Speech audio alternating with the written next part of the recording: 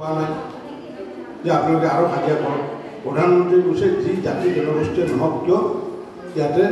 আমি শান্তি পৰিৱেশত থাকিব লাগিব আৰু তেতিয়াৰ পৰা আজিলৈ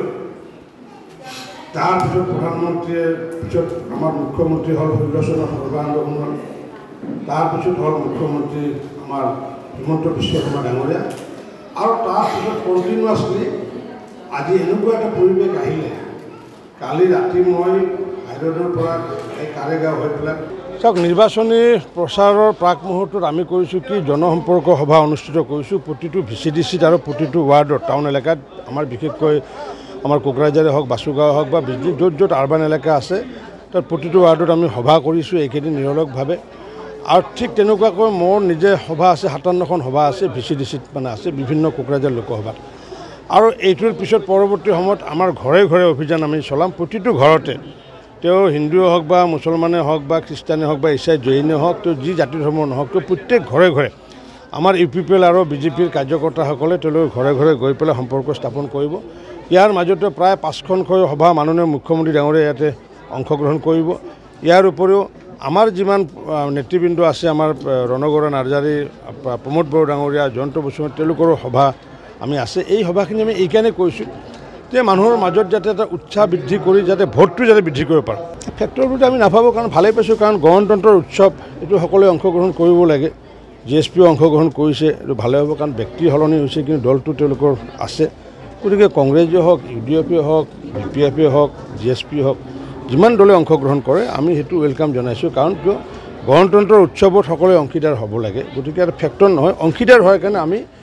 GSPকো ধন্যবাদ জনাইছোঁ GSPও যাতে আগন্তুক দিনত আগবাঢ়ি যায় যাতে ক্ষমতাত আমি আহোঁ শাসনত আহোঁ আমি ক্ষমতাৰ কাৰণে নহয় শাসনত আমি আহোঁ আমি সেৱাৰ বাবে আহোঁ গতিকে সেৱামূলক কামৰ বাবে যিহেতু আহিও গতিকে আমি মোদী ডাঙৰে যি কৈছে সবকা সাথ সবকা বিকাশ সবকা বিশ্বাস আধাৰতে আমি আগন্তুক দিনত চলি আছোঁ শৰণীয়া কছাৰী জনপ্ৰজন কৰিব বুলি কৈছে চাওক এতিয়া ভোটটো এৰেঞ্জ কৰিছে ইলেকশ্যন কমিশ্যনে কৰিছে ইলেকশ্যন কমিশ্যন এটা হৈছে স্বতন্ত্ৰ এটা সংস্থা এইটোতো চৰকাৰে অৰ্গেনাইজ কৰা নাই চৰকাৰেতো ভোটৰ অৰ্গেনাইজ কৰা নাই গতিকে আমি পাৰ্টিচিপেট কৰিছোঁ গতিকে নিৰ্বাচনী আয়োগে যিহেতু আমাৰ নিৰ্বাচনৰ নিয়ম এটা আছে democracy is for the people of the people by the people গতিকে এই ক্ষেত্ৰত ভোট বৰ্জন কৰাতকৈ তেওঁলোকে ভোটত অংশগ্ৰহণ কৰক তেওঁলোকে কাক ভোট দিয়ে নিদিয়ে সেইটো তেওঁলোকৰ নিজৰ চিন্তা কিন্তু আমি আগন্তুক দিনত ভাৰতখন নিৰ্মাণ কৰাৰ স্বাৰ্থত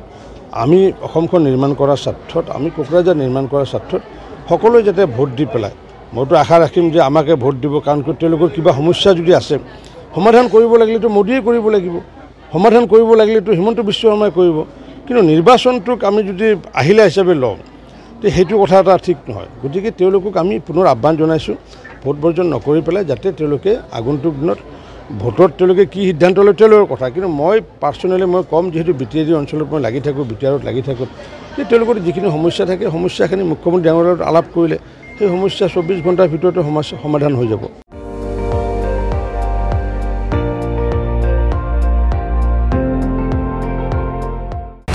আপুনি চাই আছে ND24